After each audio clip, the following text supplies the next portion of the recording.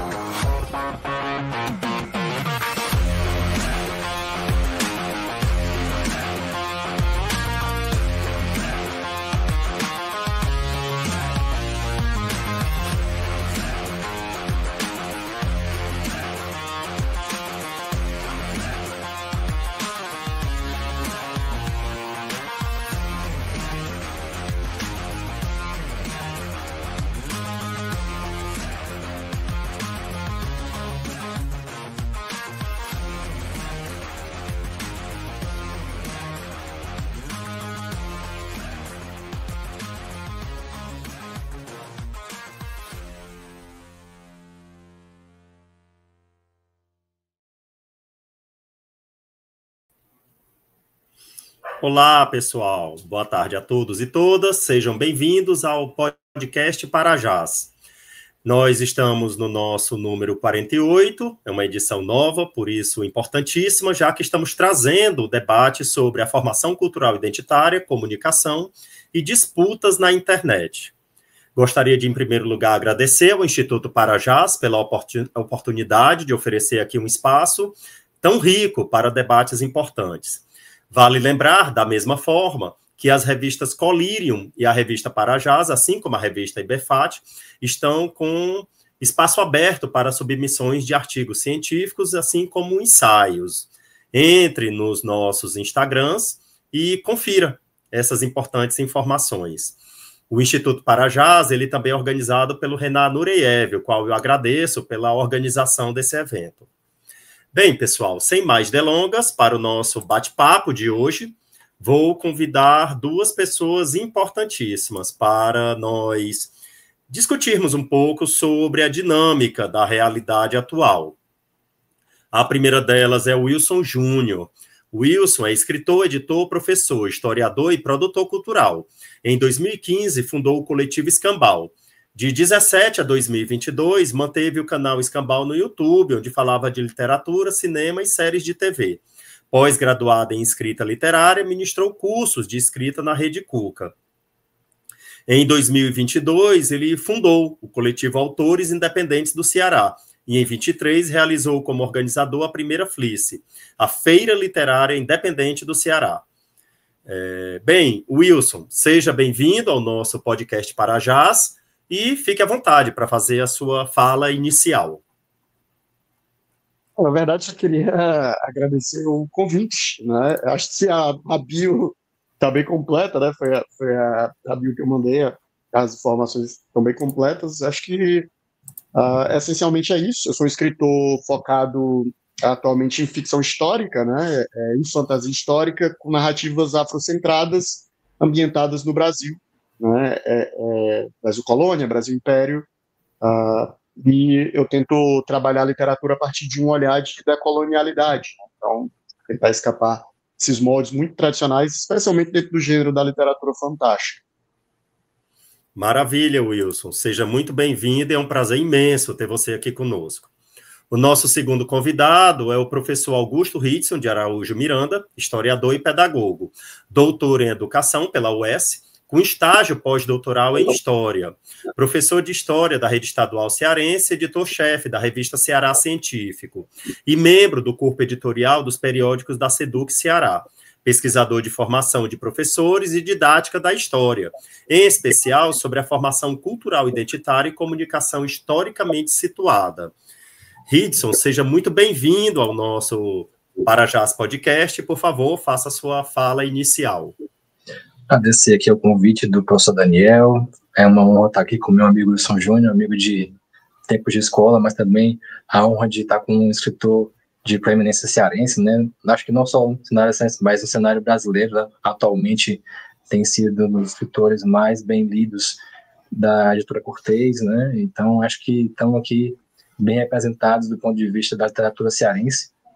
E, de fato, como a Bio bem diz, né, tenho trabalhado bastante nos últimos anos nessa intersecção entre história, educação, um pouco também da antropologia, daí a proposta desse tema de debate, porque tenho avançado nos estudos da didática da história na perspectiva alemã, mas com umas pitadas decoloniais brasileiras, discussões um tanto quanto insurgentes, um tanto quanto não doutrinárias dessa discussão, como acontece no Brasil, muito trabalhada para se ver de uma forma, e aqui no Brasil a gente tem tido uma leitura mais interdisciplinar da didática da história, buscando compreender em contextos reais o que se passa, por exemplo, nessa formação cultural humana e como ela nos orienta no agir, como ela nos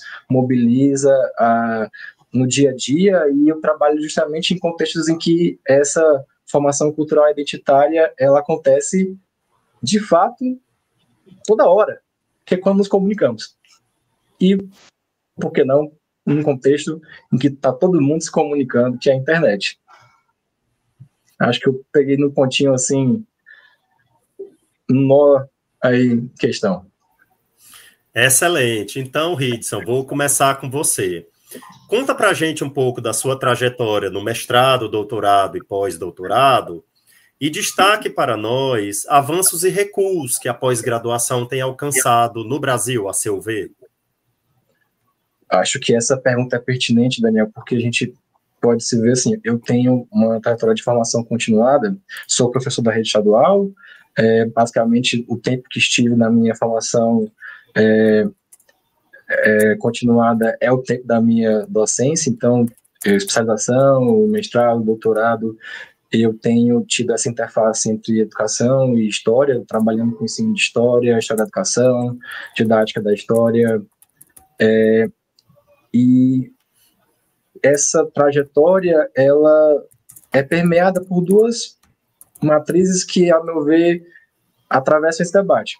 A primeira é que há uma dicotomia muito grande entre a formação para a docência e a formação para a pesquisa, e a gente percebe isso muito nas pessoas que se formam e estão atuando na sala de aula. Eu trabalho, por exemplo, na SEDUC hoje como editor de periódicos, e se percebe uma lacuna formativa imensa de muitos docentes em saber comunicar o que estão fazendo, transformar o seu fazer cotidiano, a sua praxis em objeto de pesquisa, assim como vislumbrar como é que a pesquisa atravessa a sua docência. Essa dicotomia que se atravessa, ela é atravessada por um outro contrassenso, que é essa formação continuada, ela cada vez mais fica centrada em objetos fragmentários. Eu acho que por alguém meio que insurgente, interdisciplinar, como eu venho tentando ser, entre história, educação, antropologia, em uma pós-graduação cada vez mais verticalizante, em que a pessoa tem que ser graduada, mestrado, doutorado, estágio pós-doutoral, na mesma coisa, se não olhar bem vertical, para não dizer encerrante do olhar, ver gente como eu, gente como Wilson Júnior, como você também, que tem informações que atravessam campos, que comunicam saberes, que pensam a realidade de olhares interseccionados, consegue dar conta mais dessa realidade, porque essa realidade ela não cabe muitas vezes nessas caixinhas teóricas. E a minha própria formação, eu tive que fazer mestrado em educação, doutorado em educação, porque eu não cabia na história. Assim como eu acho que muita gente boa não cabe nos programas de história. Por exemplo, Eu fico imaginando assim, o Wilson Júnior fazendo uma reflexão sobre a própria praxis dele, do ponto de vista da produção historiográfica. Ele faz um trabalho historiográfico, de um certo ponto de vista. Mas no olhar tangenciado que nós temos na pós-graduação, muitas vezes isso não é enxergado. Às vezes é enxergado lá bem longe, e aí muitas vezes por nossas realidades pessoais a gente não pode simplesmente abandonar a nossa vida e sair por aí fazendo formação em todos os lugares que a gente puder tentar e continuar a nossa carreira. Então, acho que Júnior, eu e muita gente aqui boa do Ceará, a gente vê se fazendo no cotidiano, se refazendo, né, no dia a dia e trabalhando conforme isso. Eu acho que explica um pouco da minha trajetória. Eu pesquiso desde o mestrado formação, saberes e práticas de professores do ensino superior. No doutorado, trouxe a discussão da didática da história para compreender o quê? Essa formação cultural identitária, que na didática da história, a tradição da hermenêutica alemã se chama de Bildung, essa formação multidimensional humana, que é cultural, que é identitária, que é experiencial, porque formação é experiencial, né? A categoria mãe da formação é a experiência. E aí essa formação multidimensional, como é que ela orienta as pessoas para agir? Então eu investiguei docentes universitários dos cursos de história, né? Cutucando os dedos na ferida daqueles que não me quiseram, né? Então vamos lá, compreender que essas pessoas, como é que elas formam professores, futuros professores. E essas contradições que eu falei, elas atravessam justamente os meus objetos. E eu sempre trabalhei com um método histórico, história oral de vida. E agora no estágio de pós-doutoral, lá com o professor Fernando Serri da Estadual de Ponta Grossa, no Paraná, a gente trabalhou com pessoas de outras formações humanas, líderes sindicais, trabalhadores do mundo técnico, jornalistas. Vou entrevistar um youtuber formado em Direito, mas ele é podcaster e youtuber de Fórmula 1. Vou entrevistar gente de outras formações para poder compreender esse caldeirão que é a formação cultural identitária. Maravilha. Wilson, fale um pouco para nós da sua experiência acadêmica e diga para nós como é que anda a relação entre a produção científica e a produção independente. Nós estamos atentos ao que muita gente tem feito de brilhante no setor de independência da escrita, né? Autores independentes, a cultura indie, né? Muito conhecida lá nos Estados Unidos. O que você tem para falar dessa interseção? No meu caso, eu sou formado em História, né, na Universidade Federal do Ceará, e a minha entrada na literatura, na verdade, veio no ato ali da minha formação, eu nem estava muito interessado em uma carreira acadêmica na História, e também não estava muito interessado em ir para a sala de aula ser professor, né? Então, eu acho que eu caí na literatura de uma maneira meio que acidental, assim. Eu não sou desses escritores que escreve a vida inteira, né, da juventude. A literatura realmente entrou nesse momento de estar muito perdido, né? Como eu falei na minha fala original, quando eu começo a escrever, não só por gostar do gênero da ficção histórica, né, eu fui levado para ela, mas também por conta da formação, né, da minha formação em História. Naturalmente, eu fui levado para ela quando eu fui fazer os meus trabalhos maiores, né? No caso, meus 3 romances são de ficção histórica, tem contos em diversos gêneros, mas os meus três livros, eles são dentro desse gênero, né? Então, a minha ideia era justamente a facilidade que a formação da história me deu em pesquisar e compreender e poder transformar aquilo numa ferramenta na hora da construção da minha ficção. Então, nesse sentido, e para mim foi uma surpresa positiva perceber depois como, particularmente, a formação no curso de História eu considerei uma formação muito interessante para quem eventualmente decidir ser escritor, né? Acho que, querendo ou não, é um curso muito completo para você conhecer o básico de muita coisa que é ferramenta fundamental para o escritor. A gente estuda psicologia, sociologia, educação, além da própria historiografia, né? Então, é muito vasta a formação em História de coisas que surpreendentemente são, na verdade não é nem surpreendente, mas que verdadeiramente são muito úteis para o ato de quem quer construir ficção, né? O ato de compreender o ser humano, a sua movimentação no tempo, no espaço, as relações sociais, tudo isso são ferramentas que eu considero, né, e eu sou professor de escrita criativa, fundamentais. Então, no fim das contas, essa formação, essa base acadêmica que o curso de História me deu, foi fundamental para o processo da construção da minha obra. No caso da literatura independente, eu sou um autor meio que independente híbrido, né? Eu brinco muito com isso porque o meu primeiro livro é uma publicação independente, totalmente independente, feita através de financiamento coletivo no Catarse. Mas meus 2 últimos livros são publicados por editora, né? Por uma editora até bem respeitada, que é a Editora Cortez. Mas, apesar disso, a minha vivência dentro da cena literária, a forma como eu... são 2 livros de editais de arte, né? Editais da Secretaria de Cultura do município e edital da Secretaria de Cultura do Estado. E de certa forma, o fato de eu ganho um edital e chego na editora com esse edital, isso me dá uma flexibilidade, uma liberdade, a forma como eu me movo, participando de eventos, de feiras, é bem como o autor independente se comporta hoje em dia. A verdade é que o cenário da literatura, mesmo dentro dos ambientes, né, mais tradicionais, cada vez mais ganham essa característica meio indie, né, meio independente, porque o autor ele acaba sendo muito responsável pela parte de divulgação, de falar e de fazer sua obra chegar nos espaços, né, ainda que ele esteja sendo publicado por uma grande editora, né. Então, eu acho que, no fim das contas, essa parte da identidade do trabalho artístico hoje em dia, ela é muito laboral, muito manual, muito próprio artista, né? Acho que a maioria não quer nem gosta de fazer essa parte do trabalho, mas acho que na era da rede social acabou se tornando uma ferramenta e uma habilidade necessária. Pela tua experiência, Wilson, quem é que está mais descolonizado, decolonizado? Os autores independentes ou os leitores de vocês? Eu acho que nenhum dos dois, na verdade. Eu acho que a gente está vivendo um bom momento, eu sinto, né?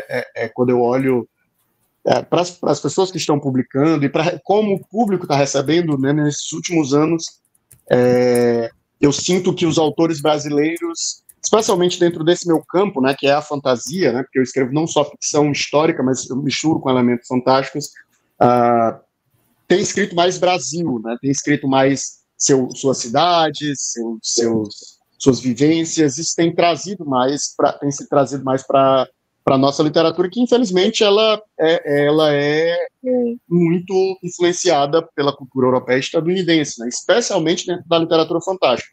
Os outros campos da literatura, essa literatura, digamos assim, mais, usando os termos da Jabuti, né? A literatura mais literária, né? A literatura de entretenimento e o Jabuti de literário.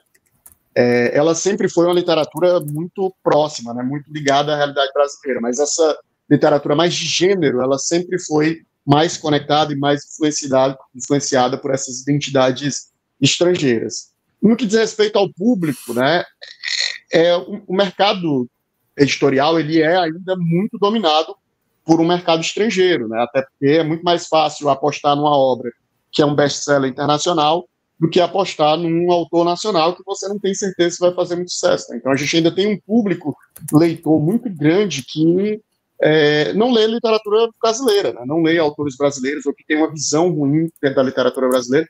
E, mais uma vez, eu reforço, dentro desse meu campo, né, que é o campo da literatura fantástica, isso é ainda algo muito forte. Né?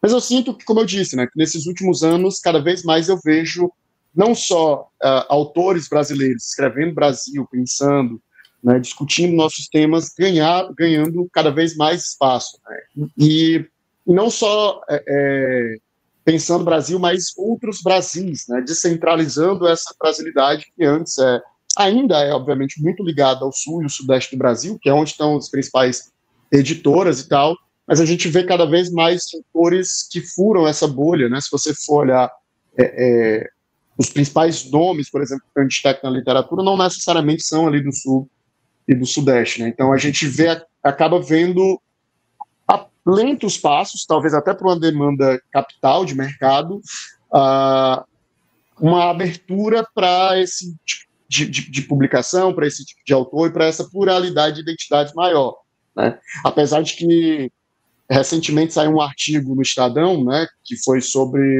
uma entrevista que foram feitas com duas grandes agências literárias do Brasil, no contexto da Feira de Frankfurt, né, que é a maior feira literária do mundo, E esse artigo foi um artigo de muito mau gosto, no fim das contas, porque a fala dessa gente literária era basicamente dando a entender que os homens brancos heterossexuais eles tinham perdido espaço no mercado literário e agora estavam lentamente voltando ao espaço do mercado literário, sendo que as estatísticas mostram que essa ausência nunca aconteceu, né? A gente teve uma premiação, por exemplo, como Jabuti, que é a premiação mais importante do país, onde basicamente a maior parte dos 99% dos indicados eram homens brancos heterossexuais. Então isso nunca aconteceu. Mas como esse mercado é um mercado muito guiado por uma tendência internacional, né, ou seja, o mercado estadunidense e o mercado europeu, e a gente tem nesses espaços, né, especialmente em alguns países que são centrais ao mercado editorial, uma ascensão de uma extrema-direita no contexto político que reflete diretamente como o mercado passa a se comportar. E lá nos Estados Unidos, por exemplo, né, que é esse grande mercado que comercializa para a gente, há um ataque muito forte à diversidade, né, como um todo. Isso passa não só pelo campo político, mas, né, a gente vê como campanhas publicitárias, né, as empresas completamente se reposicionando, né? Então, a gente vê que esse progresso, esse desenvolvimento, ou esse espaço que o mercado muitas vezes vai abrir ou não, está muito ligado também com essa questão de disputas que fazem parte de um campo político, né? Então, lá nos Estados Unidos, agora a diversidade não é algo mais interessante. Não sendo mais interessante, a postura muda. Isso, obviamente, vai fazendo um efeito dominó que chega, né, na fala dessa gente literária, completamente absurda, né? E é aquela coisa, né? Se ela se sentiu confortável de dizer isso no Estadão, numa matéria que vai sair nos jornais de maior circulação do país, o que é que não está sendo dito nos bastidores do mercado editorial? Perfeito. Ridson, queria uma avaliação sua, como intelectual, como professor e muito próximo da nossa juventude. Quem é que está mais descolonizado? Professores universitários, professores da rede ou os estudantes, essas novas gerações? Espero não tossir dessa vez. Mas estou falhando já. Laringites. Perdão. A meu ver, vou na mesma linha do Júnior. Nenhum dos três. Se tiver alguém que está um pouquinho assim, vai ou outra, são os professores de educação básica, ora, os estudantes, porque têm tido contato com uma...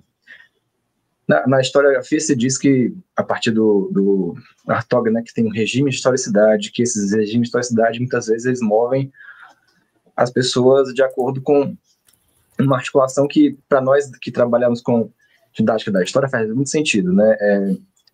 A orientação é o tripé de quem trabalha com consciência histórica, né? Experiência, interpretação e orientação, né? E isso mobiliza para o agir. Quem está mais motivado mais mobilizado, perdão, a pensar diferente, quem está menos carregado de experiências e de todo um arsenal de certezas, quem está mais com mais ânsia de transformações, ou que já está vivendo num regime de experiências que já não aguenta mais aquilo ali não se transformar logo, ou seja, quem está na ponta da lança, vivenciando tensões o tempo todo, ou seja, aqueles que têm uma assimetria de poder sensível, tocável, já assim, quase concreto no ar, essas pessoas não aguentam mais isso não se transformar, então essas pessoas estão mais propícias por uma relação mesmo de mobilização para o agir da mudança. Então, não é à toa que você vê uma certa impaciência de certos movimentos sociais diante dessa branquitude, desse patriarcado, dessas relações que não se transformam nunca. Poxa, vocês não estão vendo o que é óbvio, que a realidade já mudou, enquanto essas pessoas que estão carregadas nesse narcisismo de formação humana, esse narcisismo do eurocentrismo cultural identitário, as pessoas não conseguem perceber que a realidade lá fora ela é tão mais dinâmica. E eu percebia isso muito quando eu estava em sala de aula com estudantes do ensino médio, especialmente aqueles que vinham de... Aí eu vou falar um pouco das dimensões da formação, né, cultural e identitária, não tem como não puxar isso para minha sardinha. se a tua formação estética, se a tua formação política, se a tua formação religiosa, moral, ela é de uma tendência que eu poderia trazer aqui para as minhas terminologias reacionária, tradicional, exemplar teleológico, ou seja, que tem uma visão de que as coisas têm mais permanências que mudanças e que as coisas sempre foram assim ou tendem a ser assim, regras muito práticas do agir, não há dinâmica, não há dialética nessa realidade, essas pessoas têm uma dificuldade de perceber o outro, de perceber a mudança. Eu poderia dizer de maneira mais cifrada, mas eu vou falar de forma mais direta. Geralmente, meninos e meninas de matriz cristã, mesmo no contexto periférico, com colegas do lado LGBT, negros assumindo uma nova identificação consigo mesmo, com a sua realidade ancestral, que eu tenho chamado das minhas pesquisas de tanto de uma relação tradicional ancestral como neo-ancestral, já que batendo de frente com as chaves de leitura que nós temos tradicionais na didática da história de Salvé, a consciência aqui de 4 formas. Faço aqui a explicação rápida. O nosso autor principal de base, um alemão, branco europeu, que vê que a realidade se resolve por consensos, ele entende que há 4 níveis de consciência histórica. A gente aqui diz nada disso. A realidade é muito mais dinâmica que isso, tem muito mais formas de se pensar essa realidade, e as minhas pesquisas do professor Serri têm trazido não 4, mas 12, e não pensado em essências de pensamento histórico, de comunicação, de estágio de consciência, mas de formas de comunicação em que as pessoas vão transitando e vão usando a sua identidade conforme agir. E a gente percebe essas nuances nas falas de estudantes do ensino médio, nas falas de professores também do ensino médio. E a galera mais reaça, vou usar esse termo, a galera mais resistente às transformações, a sair do próprio eixo, são os professores universitários. São os intelectuais brancos, europeus, cis. Isso de uma maneira mais geral. Mas se me permitem um pouco de extrapolação,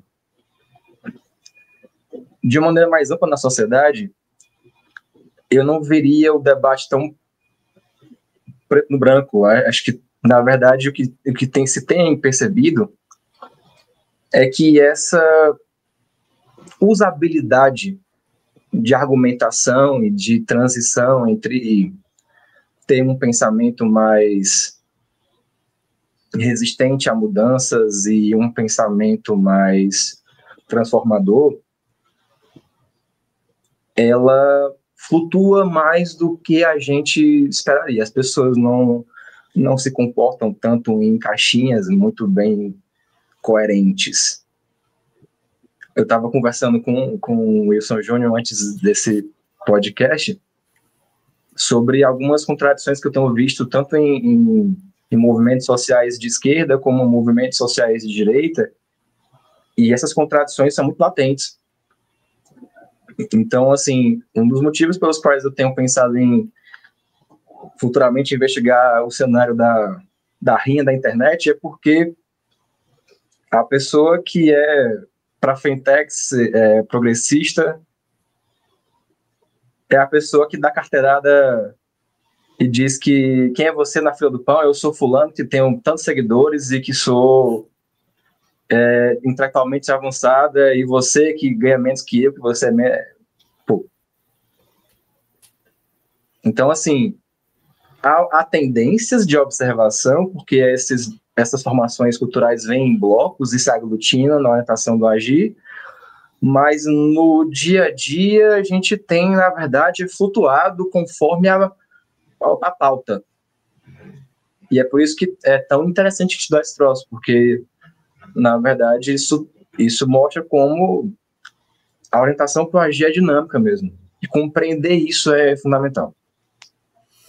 Wilson, qual é o papel dos professores, dos escritores, dos educadores, né, dos intelectuais também nesse pacote, para uma formação cultural contra-hegemônica? É fundamental, na verdade. Eu acho que o papel tanto daquele... A arte em si, né, dentro do campo artístico, apesar de eu ser um artista posicionado politicamente e muito bem pautado naquilo que eu produzo, eu não acho que ela por si só tenha obrigações, né? Acho que como artista é muito complexo dizer que a arte tem que ser ou tem que fazer alguma coisa A ou B, né? Eu acho que isso depende muito mais da questão da pessoa, né, da identidade do artista e da vontade do artista, do trabalho artístico, que necessariamente da arte em si. Mas o campo educacional é fundamental, né? E aí é que mora talvez o problema, né? Porque, como o próprio Vitor falou, a própria formação ela é muito colonizada, né? Ela é uma formação ainda muito fechada, ela é muito direcionada, os pensadores que se usa ainda são muito os mesmos, e essa identidade, e não que esse conhecimento deva ser jogado fora, absolutamente não é esse o ponto, mas que outros diálogos e outros saberes possam ser trazidos à baila, né? E como o próprio Rickson falou, há essa força reacionária muito grande dentro do campo acadêmico, né? Então, os principais pensadores, a principal linha de pensamento de construção dessas identidades são europeias, né? São pensadores europeus do século XIX, do século XX. É muito difícil, né? E você vê claramente especialmente quando você chega em realidades como a nossa, brasileira, né? E aí, quando você vai para a realidade brasileira, você vai para a periferia, né? Você vai para o Nordeste, aí você chega no Ceará, aí você vai para um bairro periférico do Ceará, rapidamente aquele trabalho ali passa a não dar mais conta daquela realidade que ele está tratando, daquele tema que está discutindo. Você vê a limitação daquele pensamento e há uma resistência muito grande dos pensadores que vêm em contraposição. Então cria-se uma dificuldade muito grande, né? Porque se lá no topo a pessoa é formada e ela é construída na manutenção dessa identidade, desse pensamento mais colonial, é muito difícil que o próprio aluno, e aqui aluno universitário, né, o acadêmico universitário, vá passar por esses processos sozinho, né? Vai ter o ferramental, até muitas vezes, dada a dificuldade que é de você encontrar e de você estudar. Então, você vai fazendo esse efeito cascata e quando você vê, no fim das contas, a gente continua fazendo a reprodução de uma manutenção dessas identidades, dessa forma de pensamento. E aí, isso, de certa forma, corrobora ou ajuda a fazer essa manutenção dessas identidades que o Vitor estava falando, né? De uma pessoa, por exemplo, que tem um aspecto cultural ali que muito mais serve para aprisionar a vida dela, a identidade dela, as vontades dela, mas como ela tem uma estrutura familiar, uma estrutura religiosa, uma estrutura sociopolítica no qual ela vive, que exerce pressões de formações identitárias, ela tem uma identidade e ela tem uma visão de mundo que rejeita a identidade dela, né? Seja a cor da pele, seja a pluralidade de religiosidade, seja uma questão de gênero, sexualidade, né? E aí, além disso, você tem, obviamente, forças e embates que são políticos, né? Você tem um professor que, por exemplo, se ele vai discutir determinados temas ou falar de determinadas pautas hoje em dia, há um policiamento e uma censura muito grande dentro do ambiente escolar, né? Então, e aí na realidade, o professor do estado ou do município pode não necessariamente ser demitido, mas às vezes cria-se um ambiente tão violento, tão agressivo, tão persecutório, que a pessoa não consegue mais trabalhar e manter uma saúde mental, né? E esses professores estão abandonando ou a tentativa dessa construção de um pensamento mais emancipador ou o trabalho em si, né? Deixando esses ambientes. Então, é uma disputa muito complexa, né? Do meu ponto de vista, para além desse aspecto sociocultural, é uma questão de relação econômica, né? Essa identidade hegemônica é a entidade pilar do capitalismo, né? Ela não está desconectada da realidade do capital, e, obviamente, o capital e todas as estruturas dele de poder servem a fazer a manutenção dessa identidade.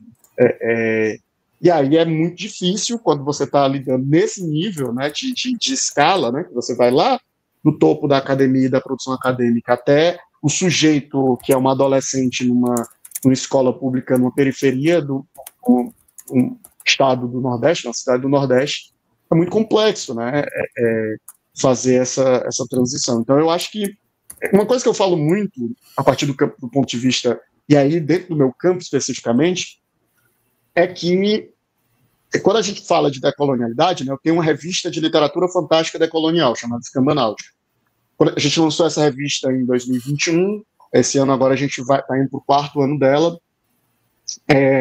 Quando a gente propôs uma literatura fantástica decolonial, a gente não disse o que era esse fantástico decolonial, a gente não veio para trazer definições ou para fazer recortes. Nossa provocação era, a gente queria que os autores brasileiros escrevessem as suas vivências, né, seja do seu estado, do seu município, das suas histórias de avó, de interior, que essa realidade brasileira, né, seja misturada a esses arquétipos tradicionais do que é a ficção fantástica e que se reconstrua algo novo. Né? Não é uma novidade esse pensamento, né, essa proposta da nossa revista é uma proposta que atravessa a identidade cultural brasileira, né, e essa busca do que é ser um artista brasileiro desde a Semana de Arte Moderna de 22. Né, a gente vai ter aí infinidade de movimentos que estão sempre falando sobre essa antropofagia, sobre devorar esse outro e recombinar, e a partir disso surgir uma coisa nova. Então, o que eu sempre falo muito em processo formativo é que o autor, né, e aí o escritor brasileiro, ele tem que pensar a obra dele, né, ele tem que pensar a obra dele, o que é que ele está produzindo, de onde ele está produzindo, o que é que ele está querendo comunicar, e ele tem que pensar as leituras que ele faz também, porque se a gente não reflete sobre esses processos, existe uma questão de recorte, né? Se a maior parte da produção literária é feita por homens brancos, heterossexuais, classe média, classe alta, estadunidenses e europeus, estatisticamente, se você não refletir sobre o que você está lendo, você vai ler essa pessoa. Uma questão de matemática. Se a maior parte das obras são desse perfil de identidade, discutindo essas questões dessa identidade, você vai, se você não reflete, se você não pensa sobre o que você está querendo ler, né, você vai cair nisso, né, por uma questão matemática. Então, o artista, né, ele tem como obrigação, até por fazer artístico dele poder evoluir e se desenvolver, ele tem que escolher a leitura dele. Ele tem que escolher ler um autor LGBT, ele tem que escolher ler uma mulher, ele tem que escolher ler um autor negro. Isso tem que fazer parte de uma ação ativa, né? Não é uma coisa que você pode deixar acontecer passivamente, naturalmente. Ele tem que refletir sobre aquilo que ele lê e aquilo que ele escreve, senão a tendência natural, por uma questão estatística, é que você vai reproduzir aquilo que já está sendo feito e aquilo que já é canônico e aquilo que já é hegemônico. Né? Então, essa necessidade de reflexão, né, de uma reflexão mais ativa, menos passiva, isso já é uma fronteira muito, muito difícil, né?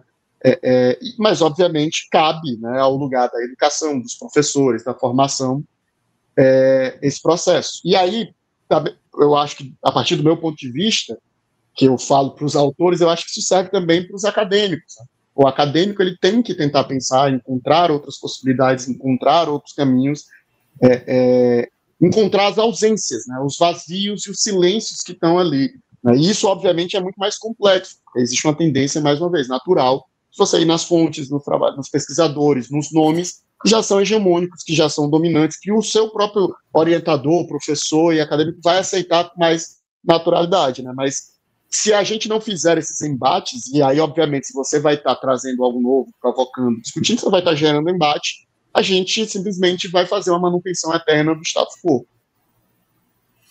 Maravilha. Ridson, pelo teu estudo, principalmente agora no pós-doutorado, quais são as áreas do conhecimento, quais são os programas que mais têm trazido o debate da formação cultural identitária? Que intelectuais brasileiros você poderia destacar para nós?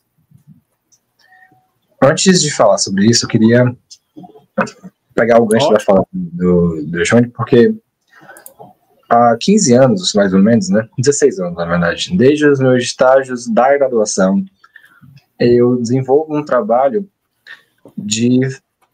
ele vai entender porque a inspiração é a mesma. Nós jogávamos RPG, e aí, por jogarmos RPG, a gente partilhou de uma experiência comum de construção de personagens históricos. E aí, quem constrói personagens históricos acaba desenvolvendo uma noção de verossimilhança nesse fazer muito, muito clara.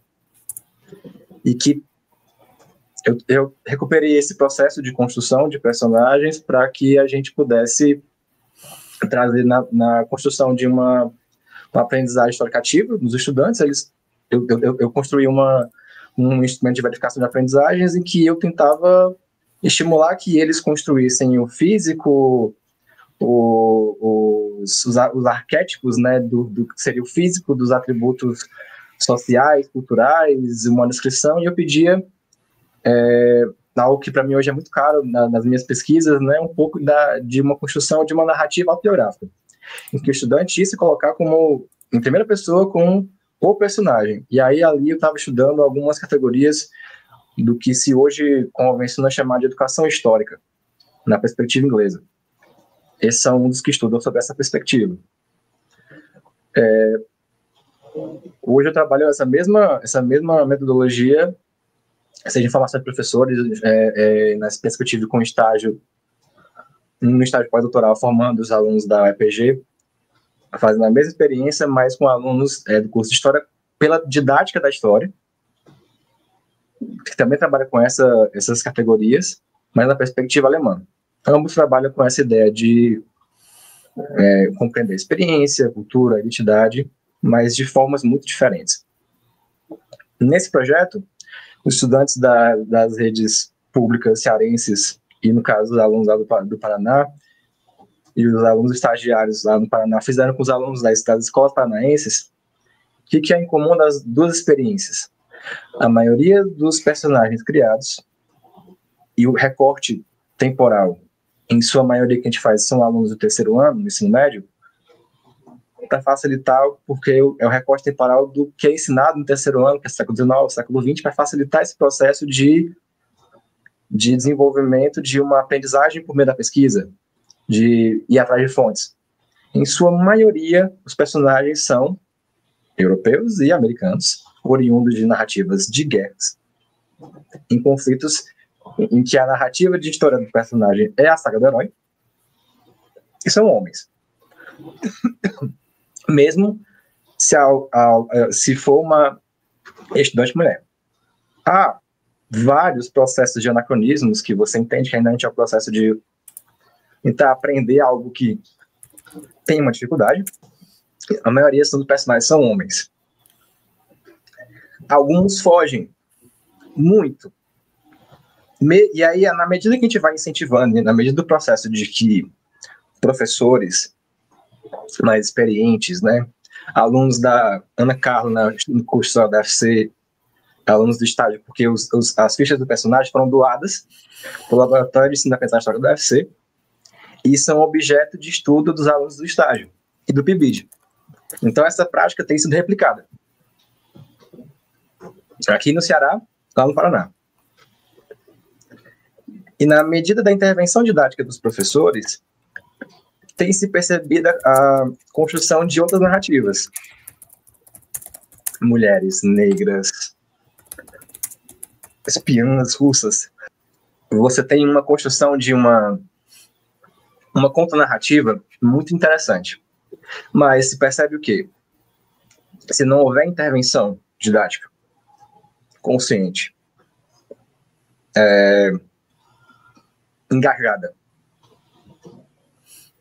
e muitas vezes na contracorrente, a tendência é que se perpetuem os mesmos personagens. E, ainda que haja intervenção, essa luta contra a maré é muito forte. Se você faz essa mesma transposição para a academia, e imagina, por exemplo, um campo como o meu, em que você tem uma hegemonia de uma leitura de literalmente repetir o que se faz do autor hegemônico alemão, Johann Riesen, e alguns autores pontuais que têm tido uma contra-leitura de considerar, por exemplo, outras formas de percepção do tempo, outras formas de relação com a experiência, outras formas de relação com a identidade e outras dimensões culturais identitárias que não são objeto de estudo dos estudos clássicos alemães, como, por exemplo, a dimensão cultural, étnico-racial, de gênero, sexualidade, geracional. Então, as minhas pesquisas, elas vieram literalmente, primeiro, nos meus 2 produtos de pós-doc, né? Um para compreender o estado da produção, e o que se percebeu foi assustador, em termos de reprodução de uma tendência hegemônica, e não podemos tirar da equação esse viés de colonização epistêmica. Ainda que se tenha autores brasileiros, latino-americanos, que, partindo desses referenciais, como o meu próprio supervisor do pós-doc, meu próprio do doutorado, professor Sérgio, que mesmo que parta desses referenciais, não negue esses referenciais, mas tenta produzir coisa diferente.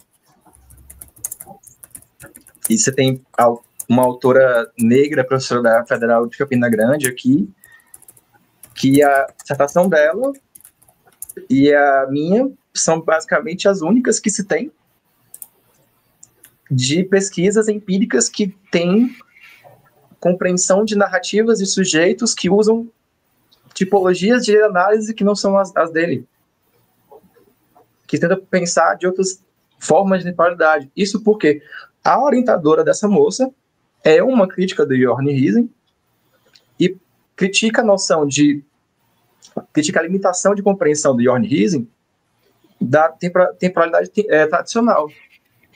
Porque na visão dele só tem uma forma de compreensão tradicional, que o tempo não muda. Mas como é que você aplica isso para compreender, por exemplo,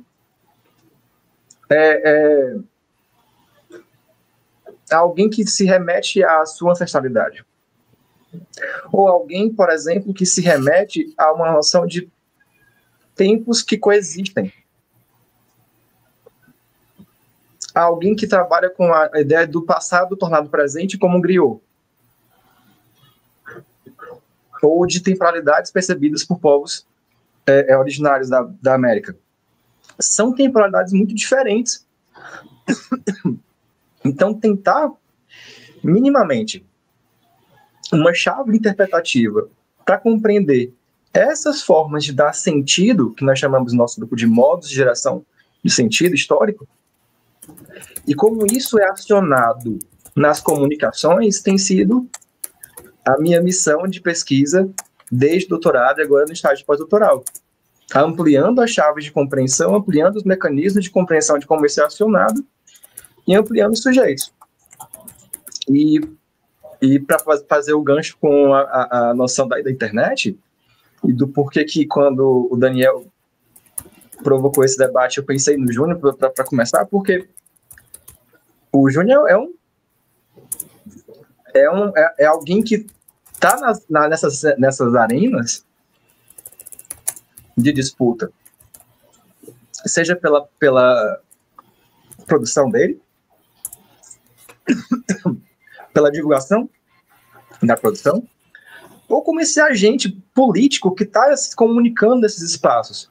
E quantos outros agentes políticos estão se comunicando nesses espaços, se orientando por essa formação cultural identitária, se comunicando, interagindo, mobilizando pessoas. E quantas outras também estão fazendo a mesma coisa e que estão fazendo com isso, né? Até posso citar aqui um exemplo polêmico aqui, que é o tal do movimento Parditudes, que é um negócio que é difícil de aprender, porque quando eu penso que eu entendi esse troço, não entendo mais, porque tem outro que surgiu antes dele, e que esse aqui é um vilipendiador. São duas ideias que se complementam, mas não são a mesma coisa. Eles estão sendo apoiados por um professor historiador da Federal da Bahia, que faz uma crítica pesada aos identitarismos de esquerda e de direita, e esse debate está sendo consumido por todos os lados, está sendo apropriado por todos os lados, está sendo mobilizado para todos os lados, numa guerra sem fim, num chumbo cruzado terrível de se interpretar, mas maravilhoso de se aprender do ponto de vista do cientista que está comendo pipoca, entre aspas, não tô aqui me desengajando da coisa, mas literalmente assim, para quem quer entender esse negócio, é maravilhoso, porque você vê o tempo todo como essa formação cultural identitária que vai do menino que está na escola e que se orienta pelo videogame, pelo personagem do videogame que ele acha que é fascinante, pelo personagem de filme que ele acha mais convincente, e é convincente porque é um herói de guerra que é cristão, como ele que é cristão, e por isso que ele se identifica, faz pensar igual a ele, usa o viés acadêmico para defender um movimento de mestiçagem muito controverso, para não falar outra palavra. Excelente. Seguindo essa pegada, Wilson, eu queria te ouvir um pouco sobre a sua experiência como educador, professor, principalmente, no que diz respeito às referências identitárias hoje dos nossos adolescentes na internet.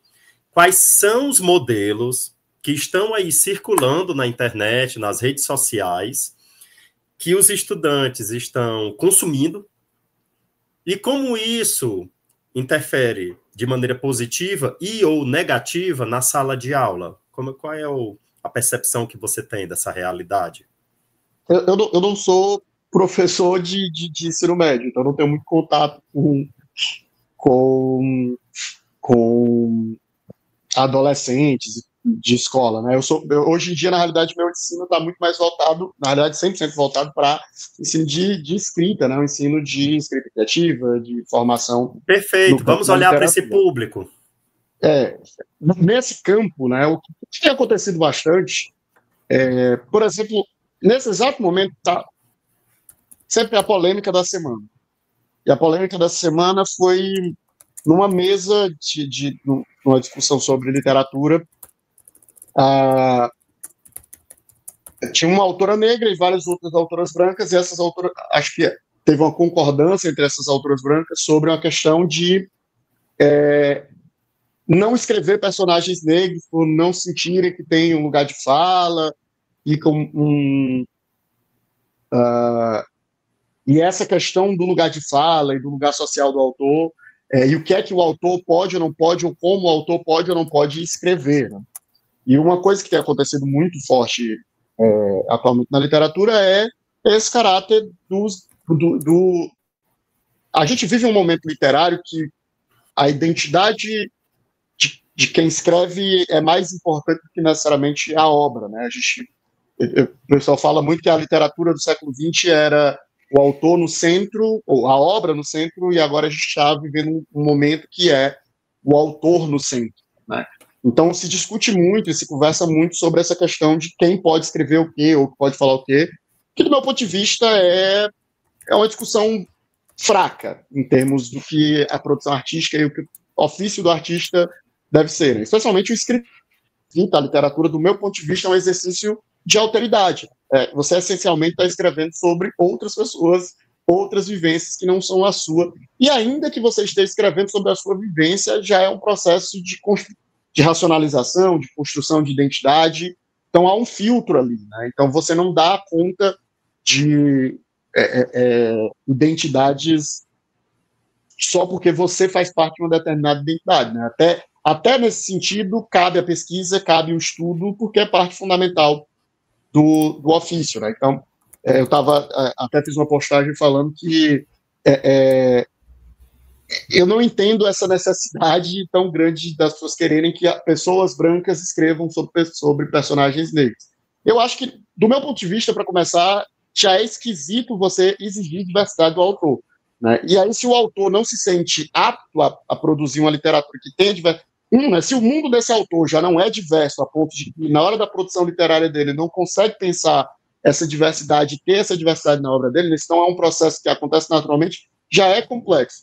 E aí, se não acontece naturalmente, não existe da parte desse autor um esforço voluntário de pesquisa e estudo para que ele possa construir um ferramental, para que ele se torne apto a discutir aquele determinado segmento, eu não sei por que você está exigindo dessa pessoa isso. Se essa pessoa não quer ou não se sente apta para fazer aquilo que, obviamente, é o trabalho dela, esse é o trabalho do escritor, pesquisar, né, pensar essas identidades, esses sujeitos, essas realidades, né, ficcionais e construir narrativas em cima disso. Então, mas no fim das contas, hoje, né, essa parte do identitarismo e da construção das identidades, ela é fundamental na literatura, e não só do ponto de vista do que os autores têm discursado ou falado, como eles têm se posicionado, mas do ponto de vista mercadológico. E isso até cria situações que são complexas, né? Que, por exemplo, querem autores negros, mas querem autores negros que escrevem sobre negritude, né? Teve um filme até que saiu, se eu não me engano, em 2023 ou 2024, chamado American Fiction, que é uma narrativa sobre um autor negro estadunidense. Ele estava sem conseguir um contrato de publicação, ele acaba criando um pseudônimo, uma identidade de gueto, marginalizada e tal, e acaba vendendo o livro, se tornando um best-seller e tal, sendo que ele não era aquela identidade que ele criou, né? Ele era um intelectual, um professor universitário, mas aquela persona ficcional que foi criada ali, marginalizada, né, que eram todos os estereótipos que se espera de um homem negro, fazia sucesso, né? Então, a literatura, isso o mercado também tem, como eu disse, nessa toada da representatividade, o mercado buscando essas possibilidades de representatividade, então ela está também fazendo essa escolha de autores por essas identidades, né? E, obviamente, se a obra desses autores reflete essa identidade, porque, no fim das contas, você está vendendo ali aquele sujeito e você quer vender ali aquela obra, né? Isso chega num ponto que o marketing, hoje em dia, de obras literárias falam diretamente, né, de se tem personagem LGBT, se tem um romance entre esses personagens, se tem personagens negros. Então, a diversidade, ela virou uma ferramenta, um instrumento de marketing, né? Então, obviamente, né, se isso vai sendo apropriado, né, e as pessoas, e o público como leitor também está nesse processo de busca de si mesmo nas obras, né, essa leitura. E aí existe para mim ao mesmo tempo isso é uma coisa positiva, porque aí você está são pessoas buscando uma literatura diferente, buscando essas possibilidades, mas também isso acaba criando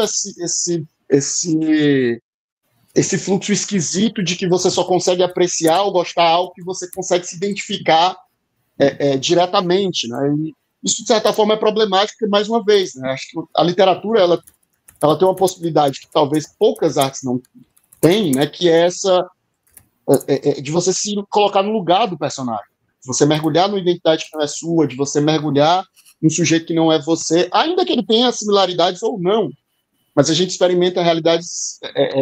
Quando você coloca uma narrativa, por exemplo, em primeira pessoa, né, você experimenta aquele outro eu de uma maneira muito direta, muito visceral. E essa é uma das grandes belezas da literatura, especialmente da literatura, por exemplo, como emancipadora, como desconstrutora de preconceitos, né? Se você olhar a quantidade de pessoas que, por exemplo, vão se tornar mais empáticas a determinado grupo minoritário, seja uma pessoa negra, seja uma pessoa LGBT, seja para mulheres, a partir da experimentação de uma vivência que a literatura gera, é impressionante. A arte ela tem esse poder transformador, né? A gente enxerga o outro com mais facilidade a partir do filtro da arte, né? Até porque, na realidade, aí, o mundo real, o tempo todo, na verdade, é um exercício contrário, né? Um exercício de negação do outro, né? De rejeição do outro, de invisibilização do outro. Então, a literatura acaba colocando essa lupa, essa lente, amplificando isso de uma maneira e potencializando esse processo, né? Então, é fundamental. Então, para mim, ao mesmo tempo que eu enxergo como positivo essa tentativa, né, e esses leitores que estão buscando ler outras coisas, às vezes o motivo pelo qual está levando eles a buscarem isso é esse lado ruim, digamos assim, desse identitarismo, né, que é quando você... E aí é uma questão, mais uma vez, né, isso é muito interessante para o capital como mercado, porque quanto mais segmentado nós estamos, quanto mais sectarizado nós estamos, é mais fácil de vender publicidade, né? Fazer marketing, direcionar esse marketing, vender produtos, porque você é uma identidade muito fechada numa caixa, né? E aí, quando essa caixa vai se tornando cada vez mais fechada, ou seja, você vai mergulhando e só consumindo arte daquela determinada forma, a gente vai criando ali aquela chamada bolha, né? E aí vai se tornando difícil.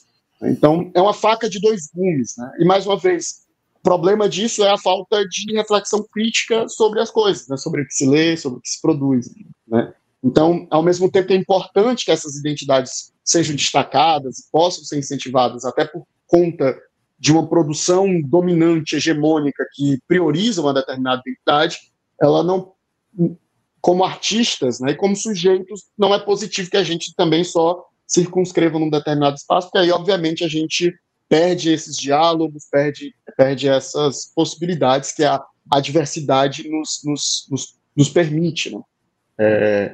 Não sei se talvez eu tenha dado conta da resposta, mas acredito que seja por aí.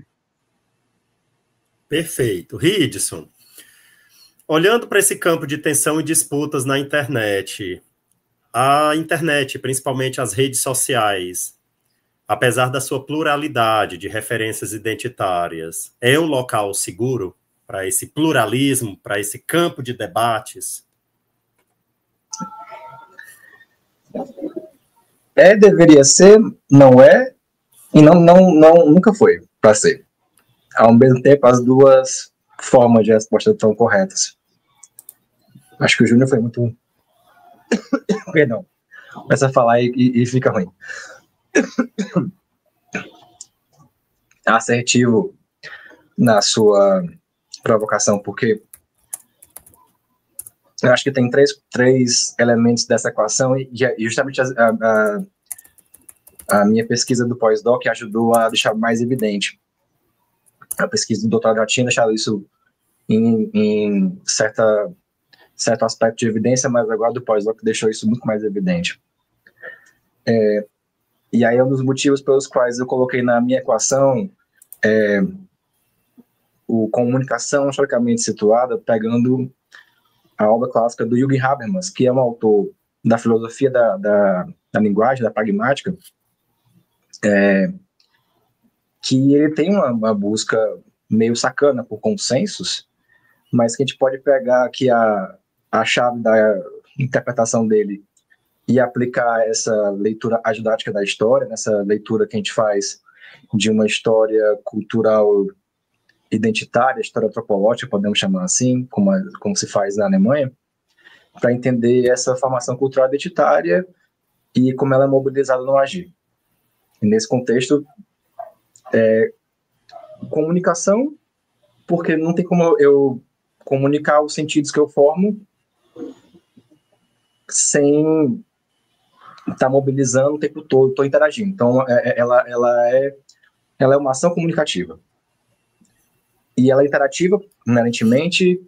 O ato de interagir faz com que o sentido seja alterado, e isso bota em perspectiva uma chave de interpretação muito poderosa, que é a performatividade.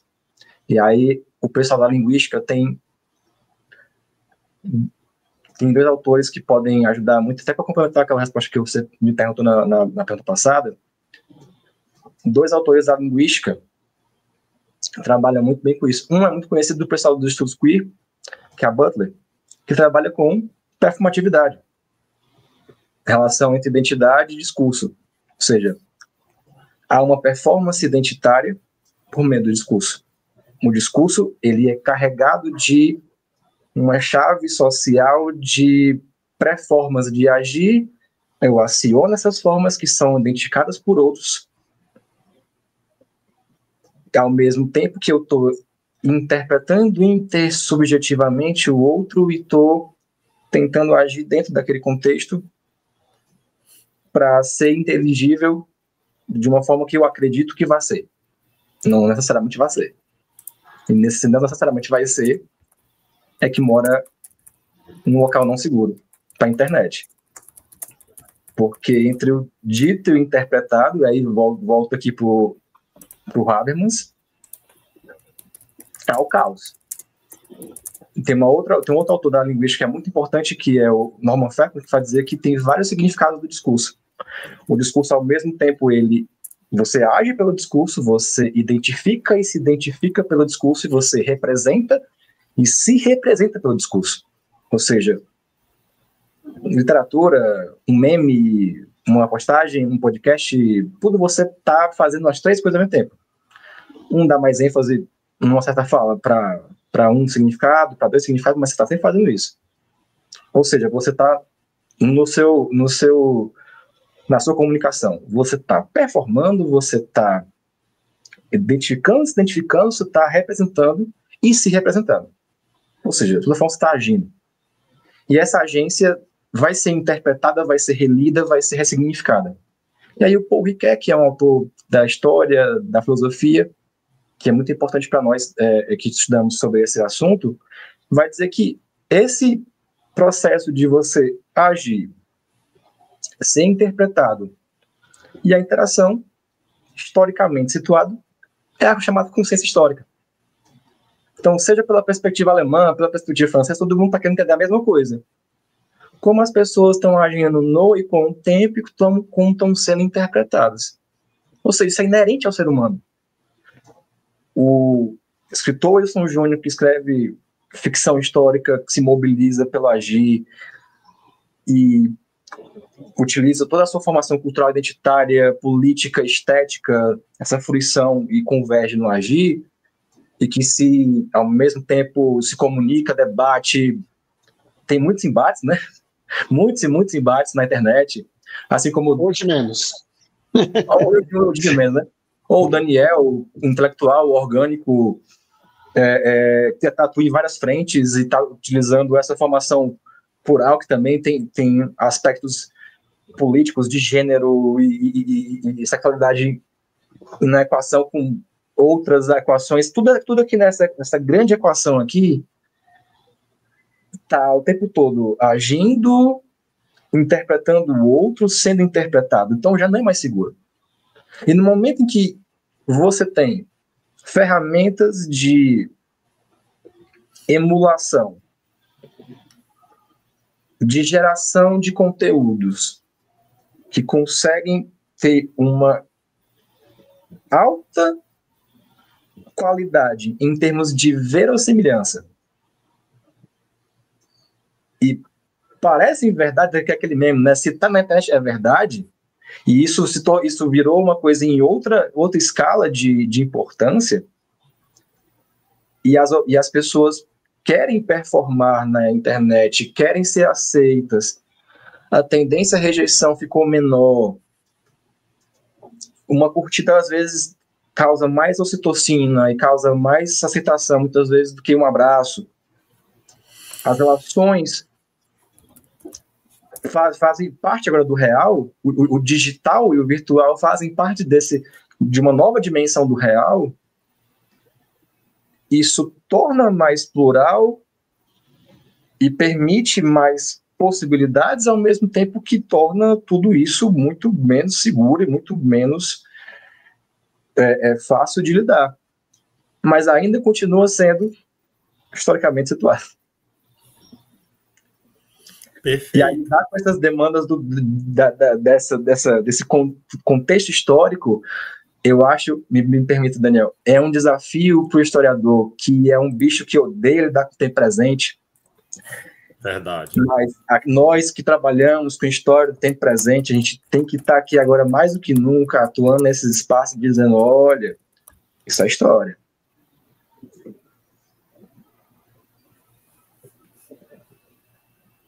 Perfeito. Vamos nos direcionar, então, para a finalização desse nosso bate-papo. Wilson, uma reflexão. Gostaria de que você desse dicas para nós, para aqueles que desejam ampliar sua habilidade na escrita, principalmente pensando na questão das múltiplas referências identitárias. Que dicas você daria que poderia contribuir nesse melhoramento, numa prática discursiva e de escrita mais aquilatada?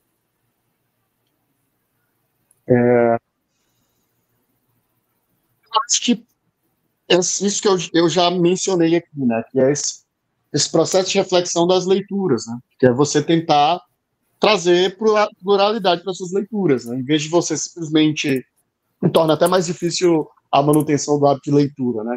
Mas é o fato de você realmente fazer uma curadoria, né, daquilo que você vai ler. E aí, nesse processo de curadoria, você, né, pegar autores, né, latino-americanos, autores africanos, autores, né, do Oriente Médio, né, da Ásia, e você vai trazendo um pouco mais de diversidade, né, diversidade de gênero, de sexualidade, né, e os temas que são discutidos nessas obras. Então, eu acho que essa parte fundamental é isso, especialmente talvez também uma alternância entre produção clássica e contemporânea, de fato fazer uma organização das leituras. Eu acho que isso é fundamental para quem está fazendo um trabalho acadêmico, mas também para quem gosta da própria literatura em si, né? Em vez de você só ir ali impulsivamente pegar um livro da prateleira ou no Kindle para ler, você de fato tentar fazer o mínimo que seja de uma curadoria onde você consiga alcançar mais vozes, né? E tentar alternar essas leituras. Eu acho que isso é meio que um exercício básico, né? Para que você, de certa forma, escape dessa tendência natural que é ler sempre ali o mesmo identidade, tá sempre no mesmo lugar, digamos assim, né? Até porque, mais uma vez, ainda é uma tendência muito dominante no mercado, ainda é uma tendência muito dominante nas premiações, né? Naquilo que é validado. Então é muito importante que você tente escapar desse lugar, né? Hoje em dia tem muita produção também independente, né? Que é mais difícil. Então, no fim das contas, é tentar você fazer um pouco mais de reflexão sobre o que você está lendo, sobre como você está pensando, como você está refletindo sobre esse processo de consumo de arte, né? E aí não só para livros, mas para filmes, para séries, né? Fazer esse exercício de apreciação de arte de uma maneira mais refletida, né? De compreender, né? E especialmente também olhar tudo que está sendo feito dentro do seu cenário local, né? Da sua cidade, do seu estado, né? Os movimentos artísticos, eles são muito vivos, muito pujantes, e é sempre um exercício muito positivo, assim, porque como existe uma tendência muito grande de repetição arquetípica, né, dos temas, né, dos elementos que são narrativos, quando você acaba dando uma oportunidade para esses outros sujeitos produzindo literatura nesses diferentes espaços, você vai se surpreender positivamente no sentido que está tudo tão engessado, tudo tão enlatado, tudo tão autorreferente, que quando você escapa desse lugar, você acaba tendo experiências mais positivas, né? Pelo menos eu não sou de um time que não há nada de novo no front, não há nada de novo sob o sol, né? Mas pelo menos essa sensação de novidade você vai ter, né? E a sensação de novidade, ela está sempre diretamente atrelada ao que você conhece ou não, né? Como a gente tem uma tendência a ter um filtro do que a gente conhece e reconhece muito limitado, muito pequeno, a gente entra em contato com esse outro, amplia, e a nossa sensação é de respiro, né, de novo, de que a gente está vendo uma coisa diferente. Perfeito. Ridson, para finalizar, a última pergunta para você. Como é que nós podemos trazer esse debate da dinâmica da formação cultural identitária para os professores do ensino médio? Que caminhos e possibilidades você orientaria para nós? De certa forma, fazendo aqui uma propaganda, a gente tem trazido um pouco desse debate lá na SEDUC. Atuo no setor estratégico, né, que é das revistas. A gente tem feito também formações com os professores, entendendo que isso faz parte de um rol que se complementa, letramentos múltiplos, a gente chama assim na nossa setor na SEDUC, né?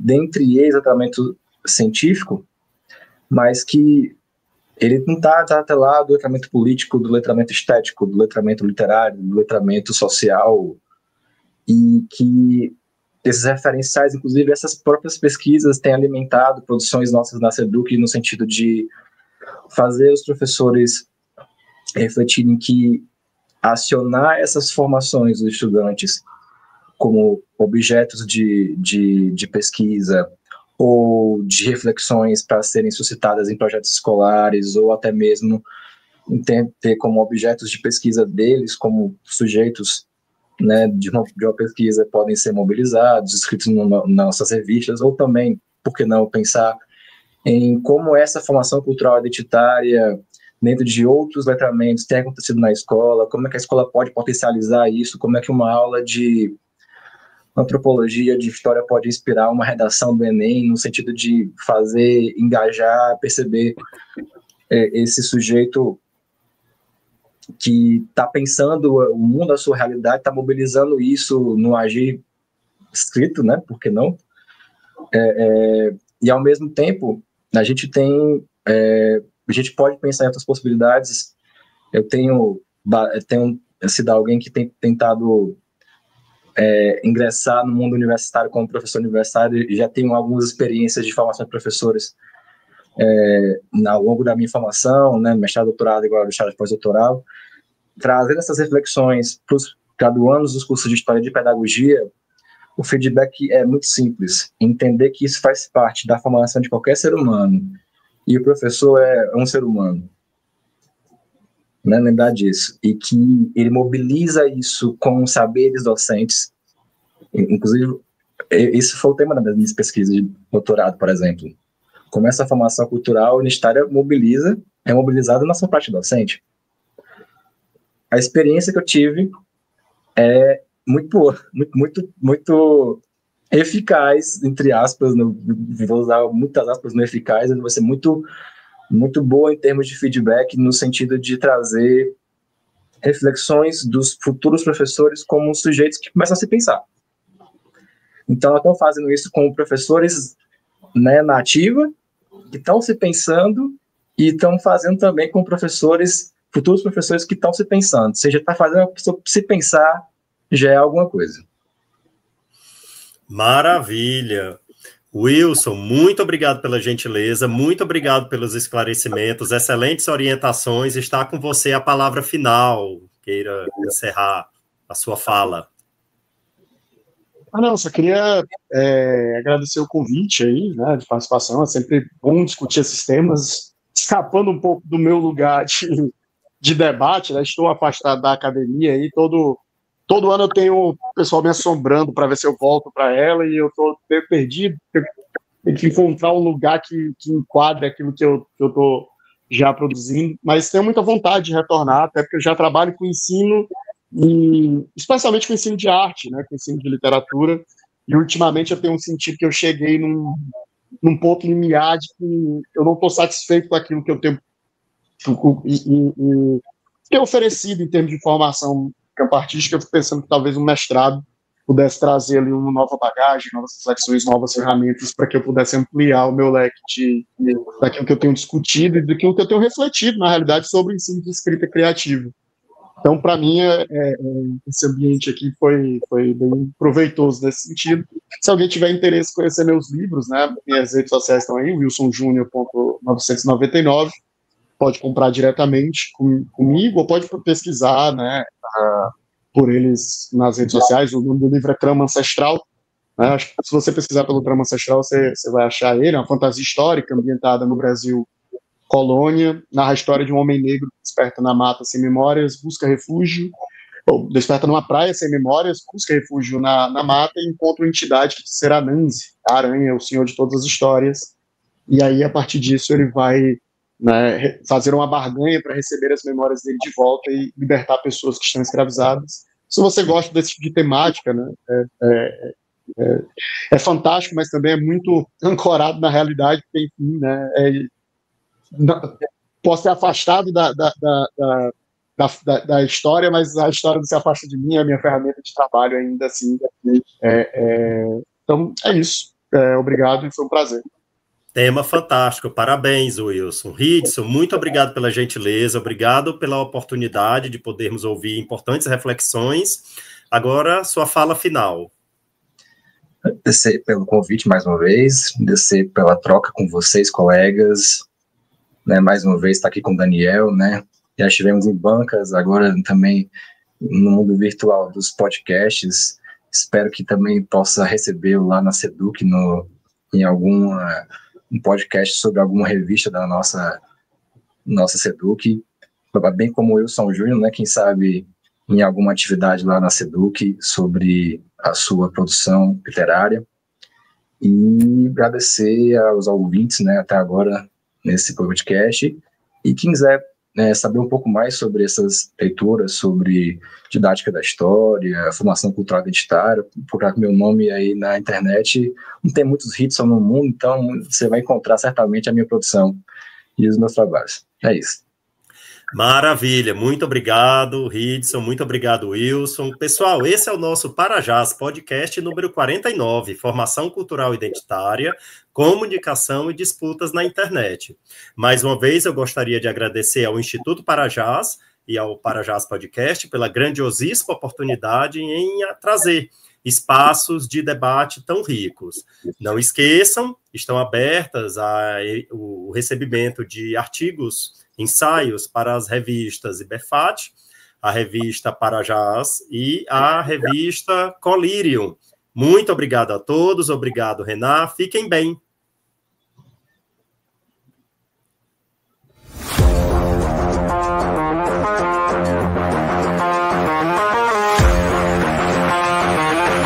Parajás Podcast.